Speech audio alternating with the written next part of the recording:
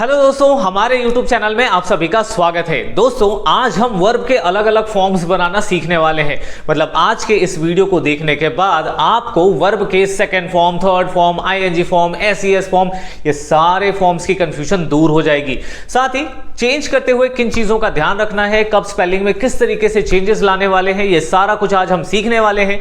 Video को last तक देखना, क्योंकि अगर कुछ मिस हो गया मतलब आप मिस्टेक्स फिर से करेंगे। तो इस मिस्टेक को हमेशा के लिए दूर करते हैं और चलिए इस वीडियो को शुरू करते हैं। दोस्तों, यहां पर हम सबसे पहले ये जान लें कि वर्ब के कितने फॉर्म्स होते हैं। तो दोस्तों, जैसा दिख रहा है वर्ब दो अलग अलग फॉर्म्स के होंगे। पहला होगा रेगुलर और दूसरा होता है इर्रेगुलर। अब क्यों दो अलग अलग फॉर्म्स में बांटा गया है, मैं आपको समझाने की थोड़ी सी कोशिश करता हूं। रेगुलर वर्ब्स वो वर्ब्स होते हैं जिनके सेकेंड और थर्ड फॉर्म आप ईडी लगा करके या डी लगा करके बना सकते हैं। क्या समझ में आ रहा है? रेगुलर वर्ब्स वो वर्ब्स होते हैं जिसके फर्स्ट फॉर्म से सेकेंड फॉर्म या थर्ड फॉर्म बनाना है, तो आप उसमें सिर्फ क्या जोड़ेंगे? ईडी या डी जोड़ते हैं और इस तरीके से आप उसके सेकेंड और थर्ड फॉर्म बना सकते हैं। इसलिए ये रेगुलर है, ये एक रूल को फॉलो करते हैं। जैसे एग्जाम्पल के लिए प्ले है, सेकेंड फॉर्म क्या बनाए? प्लेड, क्या जोड़ा? ईडी जोड़ा। ठीक है, थर्ड फॉर्म क्या बनाएंगे? प्लेड, क्या जोड़ा? ईडी जोड़ दिया। सो इनमें क्या जुड़ा? सेकेंड और थर्ड फॉर्म में ईडी जोड़ दिया बस। और इसकी कैटेगरी में जितने भी वर्ब्स हैं वो सब के सब में ईडी जुड़ेंगे। ठीक है, जैसे कि जंप, सो जंप में हो गया जंप और यही इसका थर्ड फॉर्म भी हो जाएगा जंप्ड। ठीक है, ये हो गया जंप्ड। फिर वॉक है, वॉक में भी क्या लगाएंगे? ईडी लगाएंगे और यहां पे भी वॉक्ड। सो दोस्तों, बाकी सब आप खुद से भी ट्राई कर सकते हैं। और इसीलिए रेगुलर वर्ब्स बड़े ही मजेदार वर्ब्स होते हैं। क्यों? कोई टेंशन ही नहीं है, इसके सेकेंड और थर्ड फॉर्म बनाने का कोई टेंशन नहीं है, खाली ईडी लगाना है। अब पता कैसे चलेगा कि कोई वर्ब रेगुलर है या इररेगुलर है? इसके लिए आपको प्रैक्टिस करना है। हम इसके लिए एक अलग सा वीडियो लेकर आ रहे हैं जहां पर हम 300-400 वर्ब की पूरी लिस्ट को डिस्कस करेंगे, बट अलग अलग पार्ट में। एक साथ कराने में कंफ्यूजन होता है। ठीक है, और एक साथ कराने में प्रैक्टिस का एक और प्रॉब्लम यह भी है कि आप उसे लंबे टाइम तक याद नहीं रख सकते हैं। इसलिए ग्रामर के कॉन्सेप्ट को कम सीखो, अच्छे से प्रैक्टिस करो, मास्टर बनो, फिर आगे बढ़ो। ठीक है, अब दूसरा जो है इररेगुलर वर्ब्स। अब ये कौन सा वर्ब्स है? इररेगुलर वर्ब्स वो जो ईडी रूल को फॉलो नहीं करते हैं। ठीक है, ईडी वाले, ये जो सेकेंड और थर्ड फॉर्म बनाने का जो रूल है ना, इसको फॉलो नहीं करते, इसलिए इनको कहते हैं इररेगुलर वर्ब्स। जैसे रीड, रीड का सेकेंड फॉर्म रेड और थर्ड फॉर्म होता है रेड, इसमें ईडी लगा ही नहीं, स्पेलिंग सेम थी, बस साउंड थोड़ा चेंज हो गया। फिर वैसे ही सिट है, सिट का सैट और थर्ड फॉर्म भी सैट, इसमें भी ईडी और ईडी नहीं लगा, इसके सेकेंड और थर्ड फॉर्म अलग अलग होते हैं। जैसे कि रन, रैन और फिर आ गया थर्ड फॉर्म में रन। तो इररेगुलर चेंजेस हो रहे हैं, मतलब चेंज होने का कोई पैटर्न नहीं है। फिर कट, चेंज ही नहीं होगा, कट कट और कट। यहाँ साउंड चेंज हुआ, यहाँ वर्ड दो फॉर्म में चेंज हुई, यहाँ तीनों अलग अलग फॉर्म है, ये चेंज ही नहीं हो रहा है, साउंड भी सेम है। वैसे ही गो, वेंट और गॉन, यहाँ देखो कंप्लीट अलग फॉर्म है। वैसे ही ड्रिंक, फिर बना ड्रैंक और फिर बना ड्रंक। तो ये इस तरीके से अलग अलग फॉर्म्स हैं। इसके सेकेंड और थर्ड फॉर्म्स को आपको प्रैक्टिस करना होता है। ठीक है, इसके लिए आपको प्रैक्टिस की जरूरत नहीं है, आपने सिर्फ वर्ड पढ़ा, पता चला कि वो रेगुलर है, बस ईडी ईडी लगाओ। ठीक है, ये हो गए इसके लिए रूल्स। अब इसीलिए इनकी दो, सबसे पहले हम सीखने वाले हैं कि वर्ब का सेकेंड फॉर्म और वर्ब का थर्ड फॉर्म किस तरीके से चेंज किया जाता है। तो सबसे पहले हमने ले लिया है रेगुलर वर्ब्स। तो यहां आपके पास है रेगुलर वर्ब्स और इनको अगर आपको सेकेंड और थर्ड फॉर्म में चेंज करना है तो आपको किस बात का ध्यान रखना है? आपको ईडी या डी लगाना है। ठीक है, ईडी या फिर डी लगाना है। अब जैसे कलेक्ट है, तो कलेक्ट के लास्ट में क्या है? कुछ नहीं है, ई नहीं है। जैसे यहां पे तो ई मिल गया, तो इसमें हमको क्या करना है? इसमें हमें ऑलरेडी ई लगा है तो सिर्फ डी लगाना है। ठीक है, तो ये इसका सेकेंड फॉर्म हो गया और यहां हो गया उसका थर्ड फॉर्म। जैसा second form same to same उसका थर्ड फॉर्म होता है। ठीक, अब कलेक्ट है तो क्या हुआ? कलेक्ट से बना है कलेक्टेड और कलेक्टेड, तो ये हो गए ईडी ईडी जोड़ने के बाद सेकेंड और थर्ड फॉर्म। क्लाइम, सो हो गया क्लाइम में ईडी जोड़े और यहां पे भी क्लाइम्ड। सो इस तरीके से हम करते हैं चेंज सेकेंड फॉर्म और थर्ड फॉर्म में। अब हम देखने वाले हैं पास। सो पास में क्या लगाएंगे? ईडी और उसका थर्ड फॉर्म भी पास्ट। अराइव में लास्ट में ई है, सो ARRIVE हमें सिर्फ जोड़ना है D, वैसे ही ARRIVE और यहाँ जुड़ेगा D। तो इस तरीके से सेकेंड और थर्ड फॉर्म बनाने का टेंशन ही नहीं है अगर वर्ब रेगुलर है तो। ठीक, अब अगर वर्ब के लास्ट में Y आता है, Y आए तो स्पेशल ध्यान रखना है। Y आएगा तो Y के पहले होगा कॉन्सोनेंट, जैसे Y के पहले क्या है, R, R होता है कॉन्सोनेंट। अगर आपको वॉवल कॉन्सोनेंट में प्रॉब्लम है या रीडिंग में प्रॉब्लम आती है तो हमने उसके लिए एक अलग से डेडिकेटेड वीडियो बनाया है जिसका लिंक डिस्क्रिप्शन बॉक्स में है, चेक करिए और वहां से सीखिए। सो ये है कॉन्सोनेंट। कॉन्सोनेंट के साथ अगर आया तो IED लगाना है, ठीक है। A, E, I, O और U, ये 5 लेटर्स ये वॉवेल होते हैं और वॉवेल को छोड़ करके जो B, C, D से लेकर के Z तक बचते हैं उसको कॉन्सोनेंट कहते हैं। तो अगर Y के पहले कॉन्सोनेंट इनमें से कुछ भी आया, ठीक है, सो आपको क्या यूज करना है, Y को हटाएंगे और क्या लगाएंगे, IED। सो ये हो गया TR, Y हटेगा, जगह पे लगेगा IED। वैसे ही कैरी, Y के पहले फिर से R, R क्या है, कॉन्सोनेंट है, तो CARR वो लगाए, Y हटाएंगे और उसकी जगह पे लगाएंगे IED। ठीक है, होप आपको ये क्लियर हुआ होगा। अब Y के पहले अगर वॉवेल आया, वॉवेल अभी अभी हमने देखा AEIOU, ये 5 लेटर्स वॉवेल कहलाते हैं। अगर वॉवेल आया तो आपको ध्यान क्या रखना है, Y के पहले यहाँ वॉवेल आया, Y के पहले यहाँ भी वॉवेल आया है, तो वॉवेल आएगा तो आपको क्या करना है, Y को हटाना नहीं है, आपको उसके साथ ही ED लगाना है। सो यहाँ हो गया प्ले और उसके साथ में लगाए ED, ठीक। फिर यहाँ हो गया स्टे और स्टे के साथ हम लगाए ED।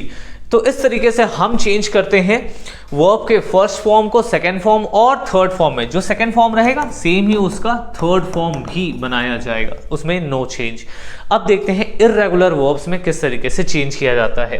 तो जैसा मैंने आपको पहले ही बताया है कि इर्रेगुलर वर्ब्स मतलब कोई स्पेशल रूल नहीं है उसके सेकेंड और थर्ड फॉर्म बनाने का, नो स्पेसिफिक रूल, ठीक है। आपको इसे रटना होता है, प्रैक्टिस करनी होती है। जितनी ज्यादा आप इसे यूज करेंगे, जितने बार आप इसके सेकेंड फॉर्म थर्ड फॉर्म को पढ़ेंगे, उतना आपके लिए बेटर होगा। सो जैसे कैच, कैच का होता है कॉट, CAUGHT, कॉट। तो कैच, कॉट, कॉट, इसको इस तरीके से बार बार पढ़ने से आपके दिमाग में सेट हो जाएगा। फिर नेक्स्ट है सी, तो सी, सॉ, सीन। फिर सिंग, सैंग और यहां हुआ संग। फिर स्टील, स्टोल, स्टोलन। फिर read, red, red. Win, one, one. फिर राइट, रोड और रिटर्न। तो दोस्तों इस तरीके से सेकेंड और थर्ड फॉर्म की प्रैक्टिस की जाती है। आपको इसकी प्रैक्टिस करनी है। बहुत जल्दी हम इसके लिए एक डेडिकेटेड वीडियो लाने वाले हैं जहां पर हम वर्ब के फर्स्ट फॉर्म को सेकेंड फॉर्म और थर्ड फॉर्म में चेंज करने की प्रैक्टिस करेंगे, क्योंकि रूल तो कुछ होते नहीं इसके लिए, ठीक है। तो इर्रेगुलर वर्ब्स के लिए हम अलग से एक वीडियो लेकर आने वाले हैं। शॉर्ट वीडियो होगा, आपको उसको देखना है, बार बार पढ़ना है और प्रैक्टिस करते रहनी है।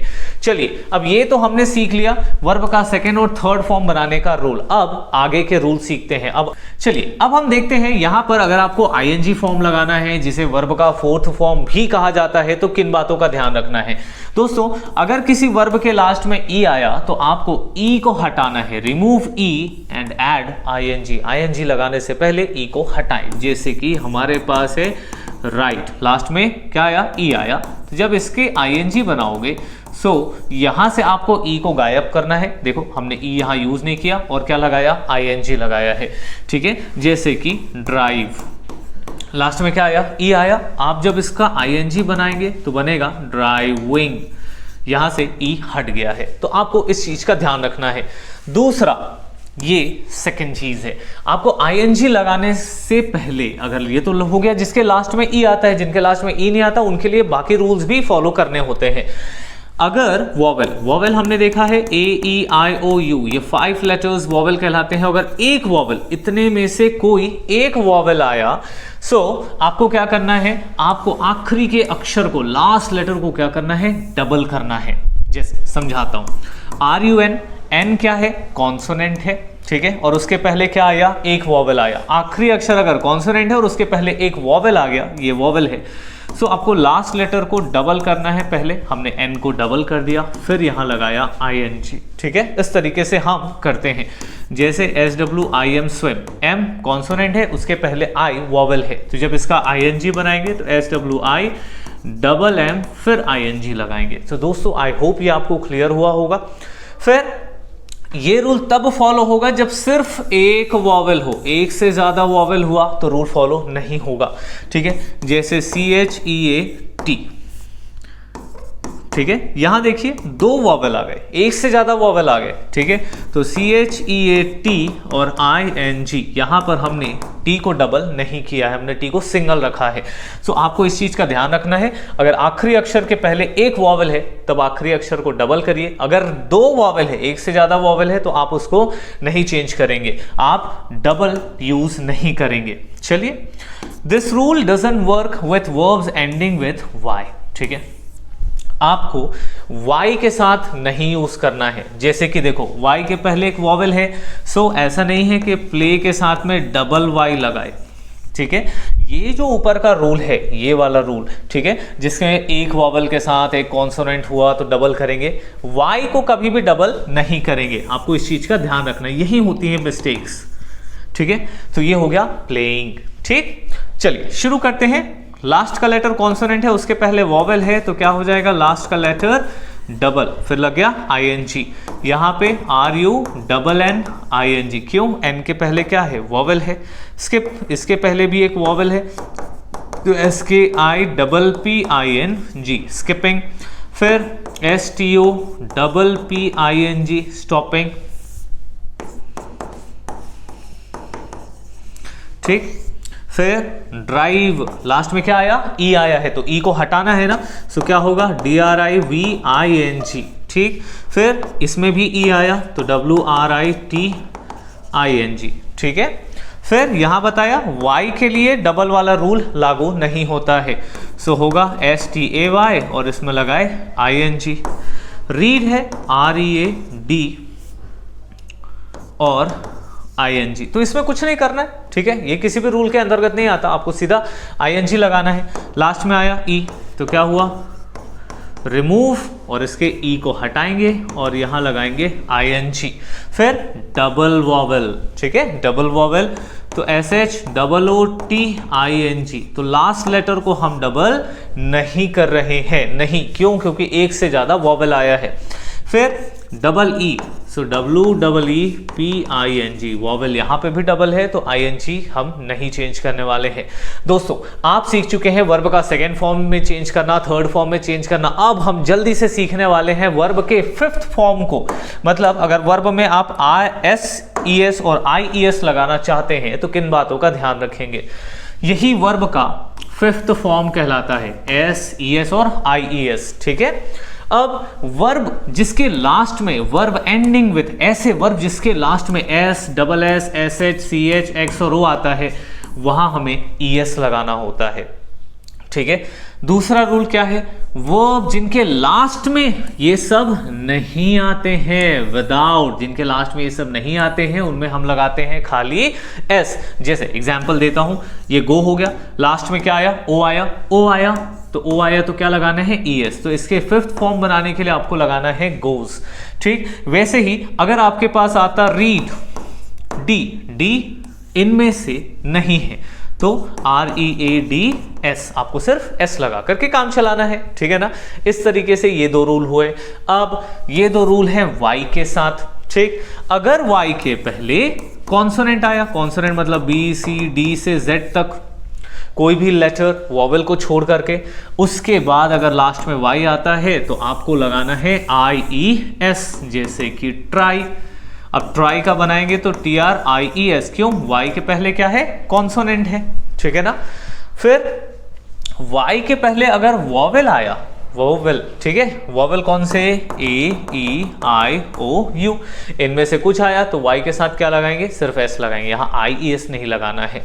ठीक है ना, जैसे रीच, क्या आया लास्ट में, CH, तो CH आया तो कौन सा रूल फॉलो हो रहा है, आप देखकर बताएं,